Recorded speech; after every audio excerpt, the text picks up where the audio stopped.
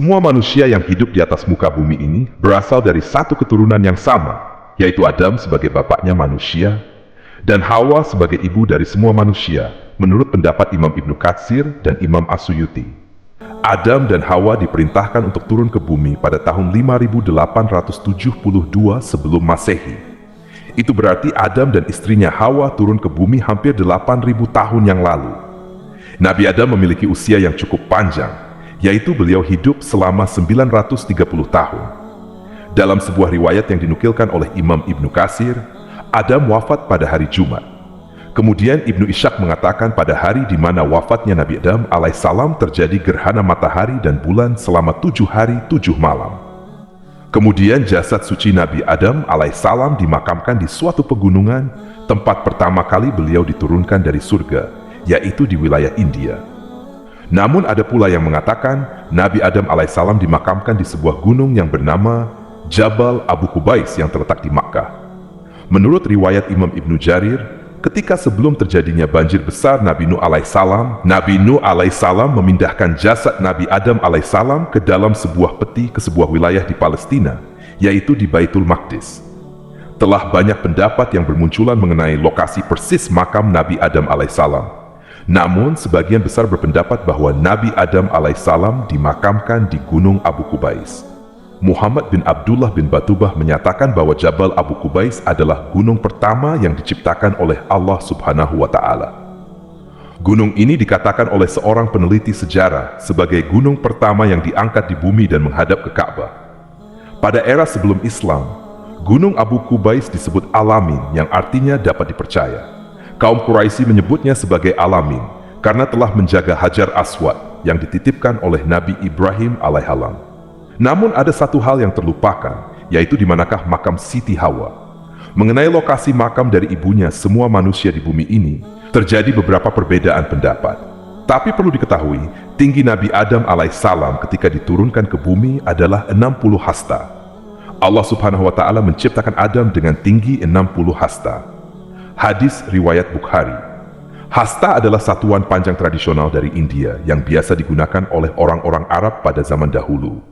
Jadi jika dikonversi menjadi ukuran meter, maka akan menjadi 27,4 meter atau dibulatkan menjadi 30 meter. Tentunya dengan ukuran tubuh yang sedemikian tinggi Siti Hawa, yaitu istri Nabi Adam alaihissalam, tentu tak jauh berbeda dari tinggi Nabi Adam alaihissalam.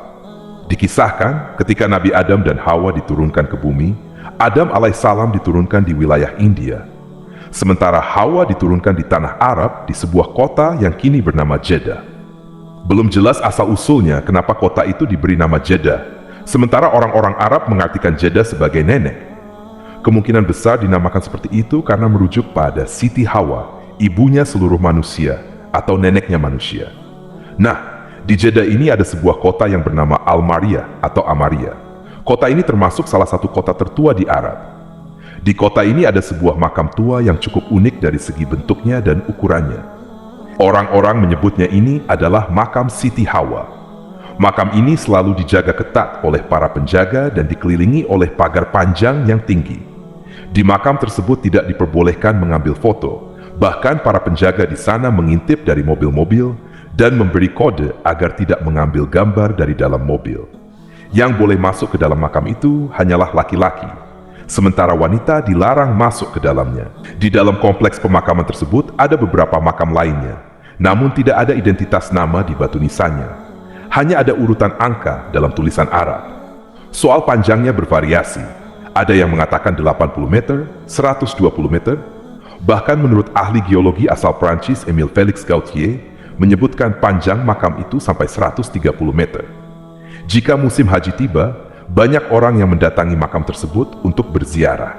Klaim bahwa ini adalah makam dari Siti Hawa sebenarnya sempat memicu kontroversi dari banyak kalangan akademisi yang membantah kabar burung itu karena tidak ada bukti yang kuat untuk mendukung klaim tersebut. Apalagi tidak ditemukan catatan sejarah atau perkiraan tahun berapa Siti Hawa meninggal dunia. Menurut sesepuh yang tinggal di sekitaran makam, pemakaman Hawa sudah berumur ribuan tahun.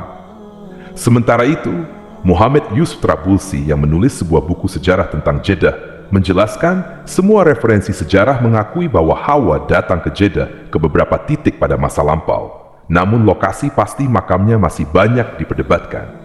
Pemakaman tersebut memang telah berusia sangat tua. Sejumlah sejarawan dan pengelana Islam bahkan mengatakan bahwa makam itu berasal dari abad ke-9 Hijriah. Adnan Alti, profesor peradaban di Universitas Qura di Mekah, Arab Saudi, mengutarakan pendapat ilmiahnya mengenai masalah keberadaan makam Hawa di Jeddah.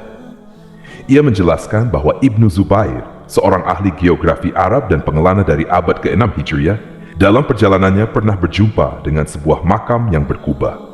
Selama kunjungannya ke Jeddah itu, Ibnu Jubair melihat sebuah kubah tua yang dikatakan sebagai rumah Hawa atau kuburan Hawa. Selain Ibnu Jubair, pengelana Arab lainnya yang bernama Ibnu Battuta juga melihat kubah tua selama perjalanannya ke Jeddah pada abad ke-7 Hijriah. Alti mengatakan sebuah sumber mengkonfirmasi bahwa tempat tinggal Adam dan Hawa adalah di Mekah. Namun tidak ada bukti bahwa Hawa dimakamkan di Jeddah.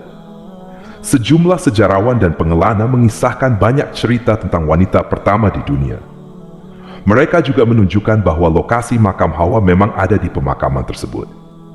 Muhammad Al-Makki, seorang sejarawan yang menulis dalam bukunya yang berjudul The True History of Mecca and the Noble House of God, bahwa pemakaman Hawa sejak zaman dahulu sering menerima banyak pengunjung. Selama musim haji, jemaah haji bisa pergi ke sana setelah melakukan ritual haji.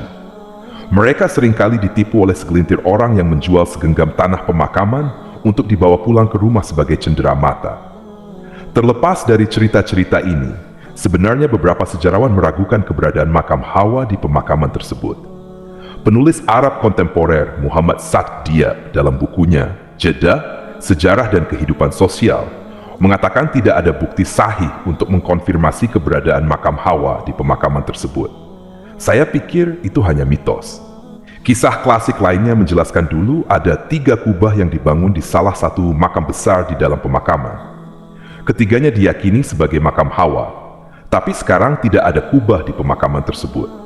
Semua makam bentuknya rata dan tidak ada yang menunjukkan keberadaan makam. Terlepas dari semua perdebatan tersebut, makam ini telah mengalami beberapa kali usaha penghancuran.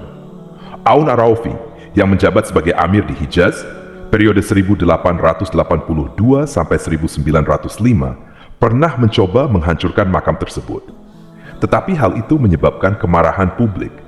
Kemudian, Pangeran Faisal, Raja Muda Hijaz, menghancurkannya pada tahun 1928.